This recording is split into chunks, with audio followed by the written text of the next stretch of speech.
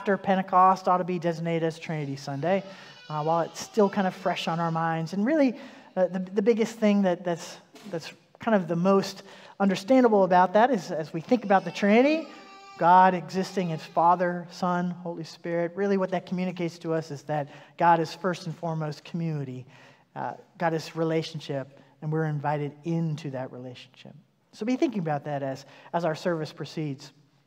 Our scripture today is a psalm, Psalm 121. It's a psalm about pilgrimage. It's a psalm about journeying and road trips and travel. This is a busy season of travel, and so it makes sense and certainly resonates with our season of life that we find ourselves in. Okay, well, as we proceed, let's start by first taking a deep breath, inviting the Holy Spirit to be present with us, and let us go to God in prayer. Draw us today into fresh expressions and encounters with you, O God, and make us a servant of your love and your grace, so that others may know how much you love them, and so that we may know how much you love us.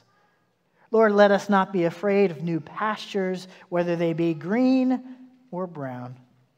And as we pass through whatever the day's valleys, keep our heads lifted up to the mountains, from whence our help comes. And even as the world becomes more callous, may we never underestimate your capacity to fashion the miraculous from the unremarkable. Lord, be with us during our time together. Amen. I invite you to stand now as you're comfortable and able. Let's join our voices in singing our opening hymn, How Great Thou Art.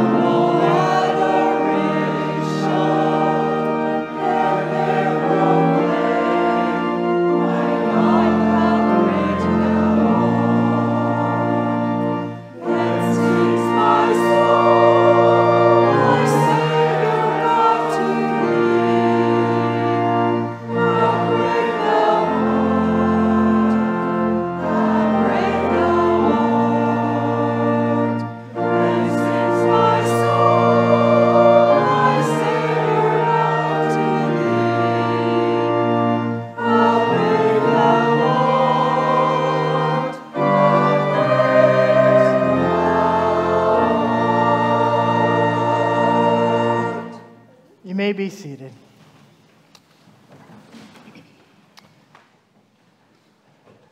Baptism is one of our holy sacraments. It's a reminder of God's grace, seen in real, physical, palpable ways. It's a wonderful celebration of being named and claimed by God. It's a reminder of who and whose we are. I invite you to follow along. There'll be some responses that you'll be asked to share in. You can follow in your hymnal or on the screens, whichever you prefer. And as Maribel is being baptized this morning, may you too remember your vows of baptism and the pledges made by yourself or perhaps by your representatives, and the ways in which you are living into those vows. Well, brothers and sisters in Christ, through the sacrament of baptism, we are initiated into Christ's holy church. We are incorporated into God's mighty acts of salvation, and we are given new birth through water and the Spirit. All this is God's gift offered to us without price. This morning, who is being presented for baptism? Maribel Rose Barris. Well, first we begin by asking you questions as her representatives. On behalf of the whole church, I ask you, do you renounce the spiritual forces of wickedness? Do you reject the evil powers of this world, and do you repent of your sin? If so, answer, I do. I do. Do you accept the freedom and the power that God gives you to resist evil, injustice, and oppression in whatever forms they may present themselves? If so, answer, I do. I do. Do you confess Jesus Christ as your Savior, put your whole trust in His grace, and promise to serve Him as your Lord, in union with the church which Christ has opened to people of all ages, nations, and races? If so, answer, I do.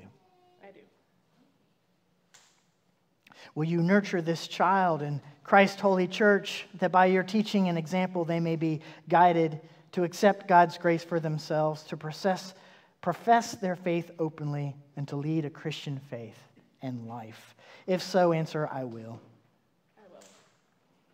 And now you, the body, I ask you, do you as Christ's body, the church, reaffirm both your rejection of sin and your commitment to Christ? If so, answer, we do. Will you nurture one another in the Christian faith and life and include this child now before you in your care? With God's help, we will proclaim the good news and live according to the example of Christ. We will surround this child with a community of love and forgiveness, that she may grow in her service to others. We will pray for her, that she may be a true disciple who walks in the way that leads to life. Let us join now together in professing the Christian faith as it's contained in the Scriptures of both the Old and the New Testament. Do you believe in God the Father? I believe in God the Father Almighty, creator of heaven and earth. Do you believe in Jesus Christ? I believe in Jesus Christ, His only Son of God, who was conceived by the Holy Spirit, born of the Virgin Mary, suffered under Pontius Pilate, was crucified, died, and was buried. He descended into the dead. On the third day He rose again. He ascended into heaven, is seated at the right hand of the Father, and will come again to judge the living and the dead. Do you believe in the Holy Spirit? I believe in the Holy Spirit, the Holy Catholic Church, the communion of saints, the forgiveness of sins, the resurrection of the body, and the life everlasting. Amen.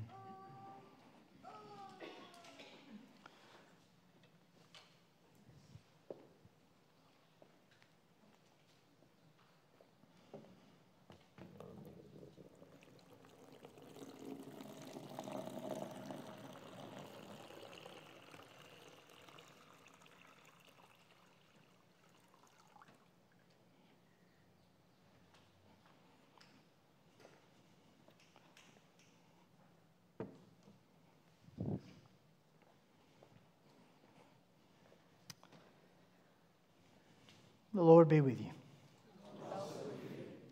Let us pray. Eternal Father, when nothing existed but chaos, you swept across the dark waters and you brought forth light. In the days of Noah, you saved those on the ark through water, and after the flood, you set in the clouds a rainbow. When you saw your people as slaves in Egypt, you led them to freedom through the sea. Their children you brought through the Jordan to the land which you promised. Sing to the Lord, all the earth. Tell of God's mercy each day.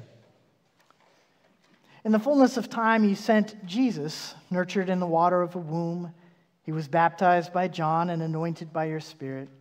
He called his disciples to share in the baptism of his death and resurrection and to make disciples of all nations. Declare Christ's works to the nations, his glory among all the people.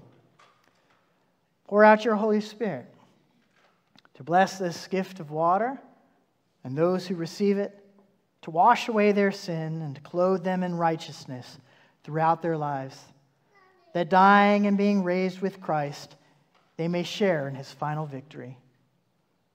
All praise to you, eternal Father, through your Son, Jesus Christ, who with you and the Holy Spirit lives and reigns forever. Amen. I invite you to come.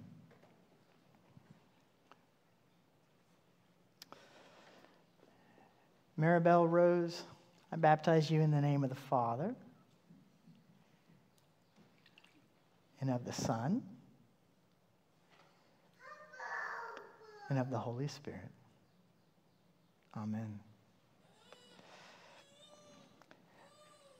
The Holy Spirit work within you, that being born through water and the Spirit, you may be a faithful disciple of Jesus Christ. Amen. Our friends, now it is our joy to welcome our new sister in Christ. Will you join me?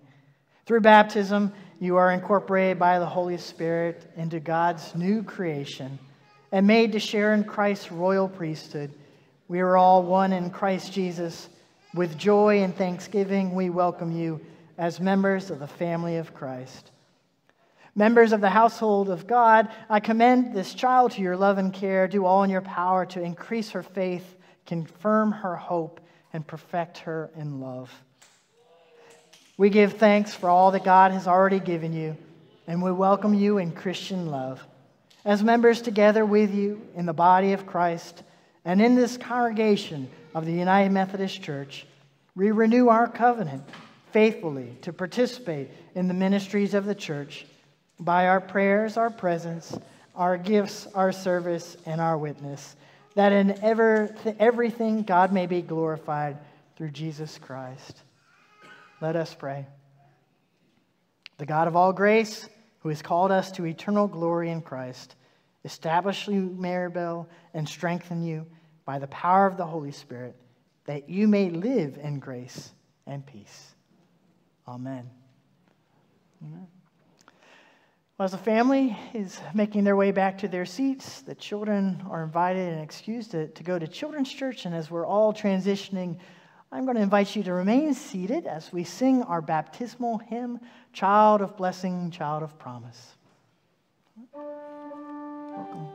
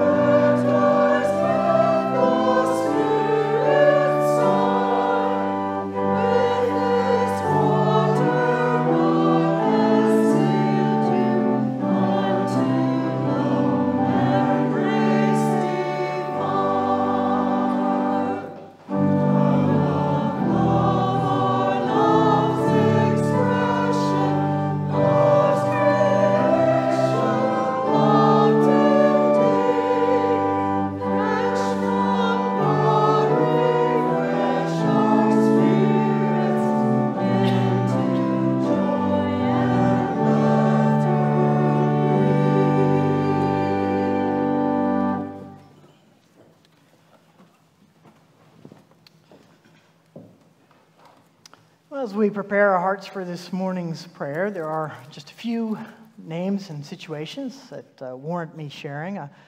Norma Rubel has been on our prayer list for a few weeks now, and unfortunately she was in the hospital for the latter part of this week, dealing with a bacterial infection. So she hopes to be on the mend here soon and released in the next couple of days, but she's likely to go to rehabilitation center as she recovers. So be thinking about Norma, who's still in the hospital. She asks for no visitors at this time, but when she's feeling more up to it, we certainly will let you know. We were saddened to learn that this week Ken Arthur suffered a fall and broke his leg. So Ken is currently in the hospital as well and will be going to a rehabilitation center as well to rehab that injury. We lift up Maribel and her Christian walk. But I thought that today it's only right that on the eve of Memorial Day, we lift up those concerns and those prayers as we as a nation pause to remember, to give thanks, and to lift up our prayers for our servicemen and women. So let's do just that. Let us pray.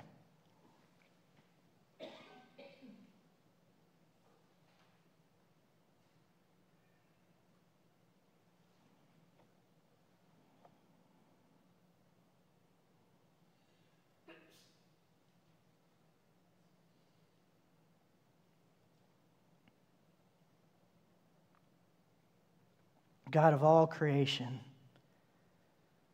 on this Memorial Day weekend, we pray for those who courageously laid down their lives for the cause of freedom.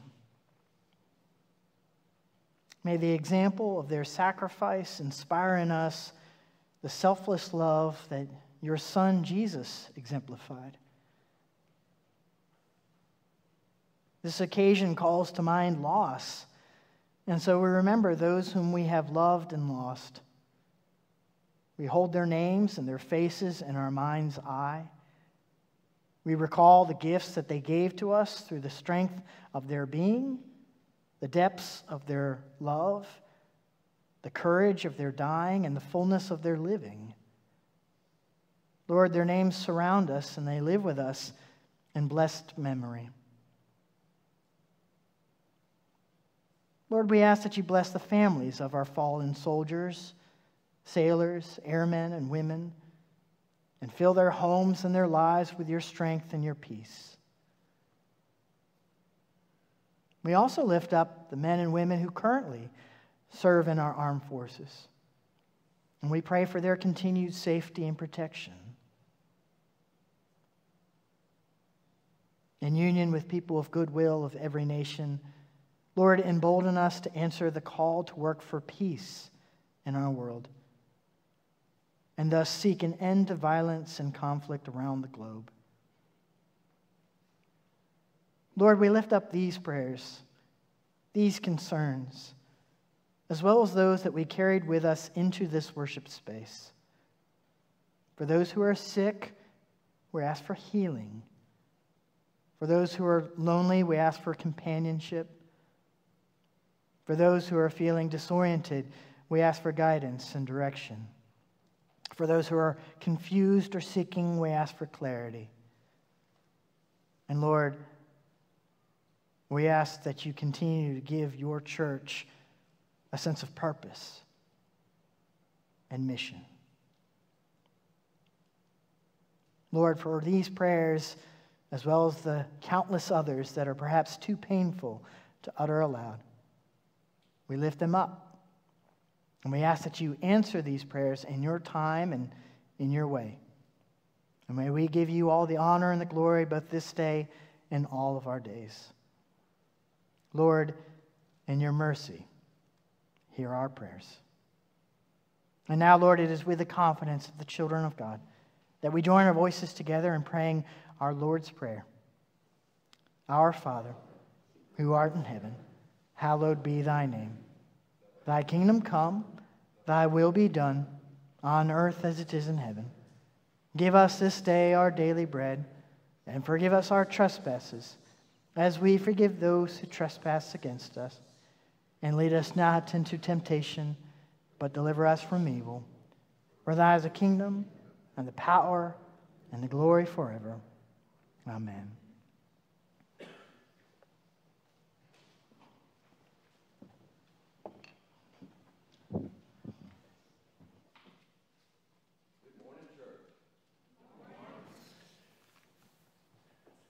So our reading today will be out of the Pew Bible. You'll find it on page 571. It's Psalm 121.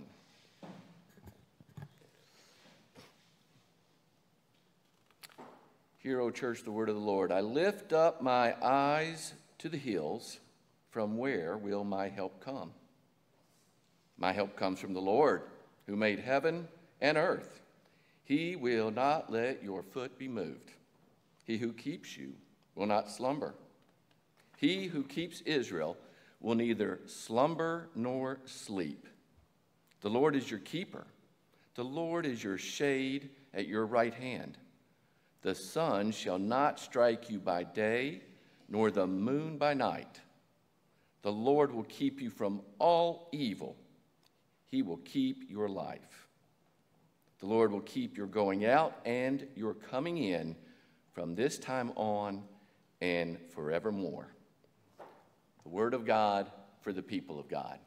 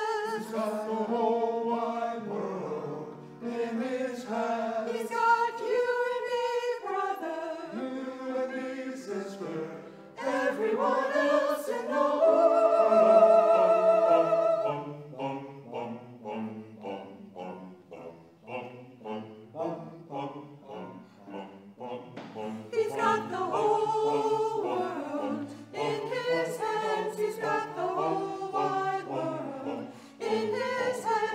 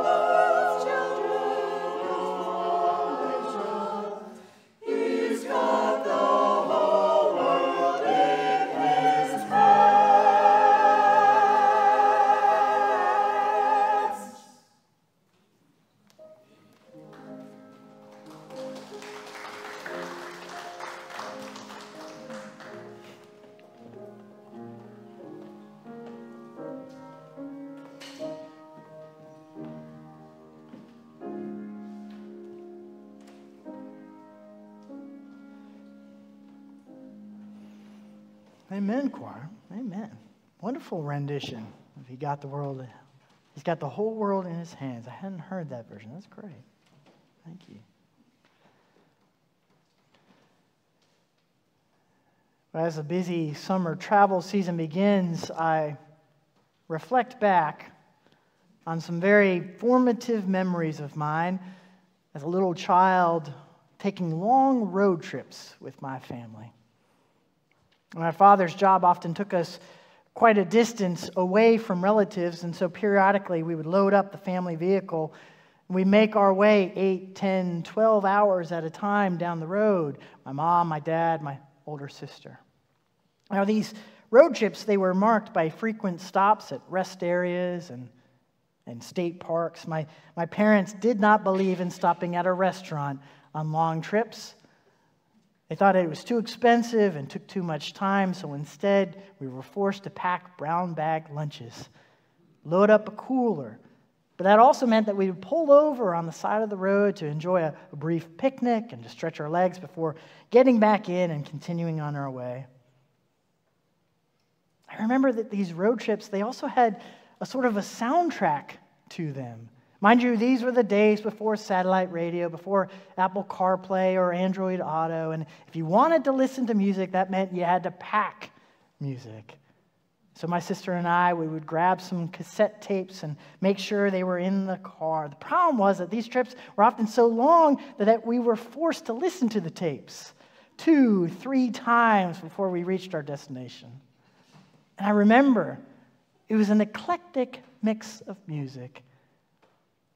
There was a Chieftains album, there was the Eagles, there were some greatest hits, Cat Stevens, Andrew Lloyd Webber. There was even a soundtrack to the movie Honeymoon in Vegas, which was just a compilation of Elvis Presley covers. Now, sometimes we'd sing along to the music, pass the time, but other times we would just simply allow it to play in the background as our minds wandered. We daydreamed. Now, anytime that I hear one of those songs, it takes me back. It takes me back to being a small child riding in the back of that car, looking out the window on one of those long journeys. Well, this morning's passage is also about a journey of sorts. Psalm 121 is one of 15 pilgrimage psalms. Some of them are referred to as psalms of ascent, ascent meaning like going up, ascending upwards. You'll remember that the book of Psalms, it contains a vast array of different human experiences and emotions. The Psalms are our original hymnal in the church. There are psalms of tremendous joy and celebration and thanksgiving. There's also psalms of lament and desperation with literal cries out to God for help. But the psalms of pilgrimage, on the other hand, they all tend to be short and easy to memorize. And that's because pilgrims, faithful people, would recite them or sing them on their way to or from Jerusalem, or really on trips to any holy location. But while my road trips as a child were relatively safe and easy and secure, travel in the ancient world was anything but.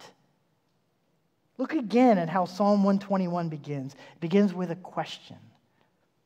I look to the hills. From where will my help come? Now, when I was a younger man, I thought that this was merely rhetorical, as though the author knew the answer to his question. But as I've gotten older, I think of it in an entirely different way. I'm not so sure that this is an assertion. I don't hear these words as filled with confidence. Rather, I hear it as a genuine, honest question. Where will my help come from? Put another way, how am I going to get through this? Of course, the psalm, it talks about the kinds of things that people on a road trip might be concerned about or wonder about. The heat of the sun, the feet slipping on uneven paths, one's comings and goings. But then you get the very real sense that the author is talking about so much more than just a literal road trip or hike. There's a much larger, more urgent sense in which this passage of Scripture is about our overall journey in life through an often tumultuous and perilous world. In this sense, the psalm isn't looking to the hills in admiration of God's beauty or the natural world. Rather, as the psalmist looks at those hills and those mountains, he looks at them with concern. And what he sees is danger and a whole host of threats. You see, in the ancient world, in those hills resided thieves, bandits, not to mention wild animals, potentially hazardous weather conditions. And the hike alone, it shouldn't be taken for granted, right? To look at a hill or a mountain, it meant that there was a steep climb ahead. There was an intended change in elevation. And what was that going to entail? Would he even be up to it? Is a traveler cut out for this trip? Or will it prove too hard, too difficult? Will he or she be able to navigate all the various obstacles, both seen and unseen? Or might it be easier to just stay at home instead? To just sit this one out? I lift up my eyes to the hills. From where will my help come? Well, it seems that very little has changed over time. It seems like people in the ancient world, they too grasped at straws. They too turned to whatever they saw that was familiar in times of distress, in times of anxiety. They looked for those strongholds that they thought would provide them with safety and security. And still today, we do the same thing. Today, some climb the corporate ladder. They aspire to live in the penthouse on the 37th floor. Others look for help from Capitol Hill to solve all of society's ills. Many are starstruck by the high life presented to them by celebrities and professional athletes online or in social media. And everyone with an IRA or a 401k looks desperately at the NASDAQ, at the Dow Jones, and hopes that those figures continue to climb and rise up and up. So considering all of these various high places of this world, the psalmist in Psalm 121 then turns his gaze even higher still, to heaven. And to a God big enough to trust and a God personal enough to care. The psalmist goes so far as to call God keeper. He will not let your foot be moved. He who keeps you will not slumber. The Lord is your keeper. What on earth does that mean? What does it mean to be kept? Six times in these 8 short verses, the psalmist refers to God as keeper. Indeed, to be kept implies a unique level of care and attention. As the writer Robert Fisher points out, there's a big difference between having and keeping. For instance, I might have a sweater, a favorite sweater of mine. It's my possession. However, I keep my puppy. He's not merely a possession. He's my beloved dog. He's dear to me. Therefore, I watch over him, not for my sake, but for his. I protect him from harm because if he suffers, then it hurts me too. Likewise, God does not merely have us, God keeps us. We are God's beloved and immeasurably dear to God. We're not merely possessions in the eyes of the Lord, because if we suffer, it hurts God too. Now, someone who knew this personally, who lived this, who experienced it, it wasn't just simply a conceit or a concept, but rather this was real life, practical application, was a woman named Sally Henningfield.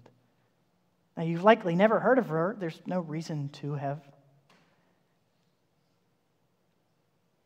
But Matthew Foding, who's the dean of students at Western Theological Seminary, he tells of Sally's story.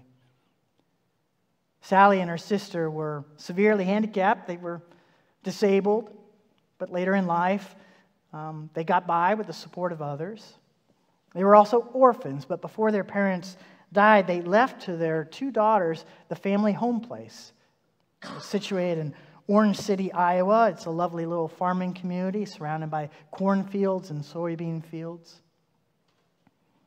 Now, the house that Sally lived in, it was situated on a high place. It was situated on this beautiful, gentle, rolling hill just outside of town. And from her favorite bench on the property, Sally could see all of the other high places that surrounded her. To the south, she could see all of the grain elevators, which represented the financial basis of that community. To the east, she could see at the center of town the Sioux County Courthouse, which represented, in a way, a kind of power. And to the north, she could see Zwemmer Hall with its proud tower situated on the campus of Northwestern College, which represented a kind of wisdom and knowledge and education. Sally could see all these various high places, although she couldn't relate to any of them. She had little money. She existed almost exclusively on Social Security. She had little education. She could barely read and write her own name. And her life, it certainly didn't exhibit much power. She was a ward of the state, and all of her possessions could fit neatly into 2 cardboard boxes if pressed to do so. But there was another high place in that community, the church steeple. And it was there that Sally was elevated through her participation in church Bible studies. It was from the church that she welcomed a steady stream of visitors into her home through the years. The church provided the opportunity to worship with dignity with others who loved and trusted Jesus. And when she died, it was that church that paid for Sally and her sister's funeral, as well as their tombstones. In other words, the Lord who made heaven and earth both was and is Sally's keeper. As easy as it seems to lose our grip on God, David Burns notes, it's nice to know that God does not lose a grip on us. There may be some pain along life's journey, but it will not be meaningless, and you'll not experience it alone. There will be resistance, and there may even be danger, but the Lord will be with you. And this is good stuff. There's good stuff to be found along the way. So don't turn back. Don't give up. And friends, if you believe the psalmist when he says that the Lord neither slumbers nor sleeps, then that means that there is no need for both of you to stay up worrying all night. I encourage you to hand over your stresses to God. To hand them over, to give over to God the things that keep you up at night. And get some rest. And periodically, as you need to, may you look to the natural beauty that surrounds you. May you look to the hills and to the mountains, which we are particularly blessed and fortunate to be surrounded by in a place like Roanoke. May you look to these hills as a powerful reminder of God's providence and God's continued presence. May you also find confirmation by looking down at your very own feet. Because God made the heavens and the earth, but God also made us. God made you. God made me. God stitched together our very beings and breathed into our lungs the very breath of God, the Holy Spirit. Which means that God is with your every step, your every journey, no matter how long, no matter how difficult or challenging, no matter how arduous, no matter how steep. So may you hold fast to the promise that wherever you go, the Lord will keep your going out and your coming in from this time on and forevermore. With God's help, may it be so. Amen.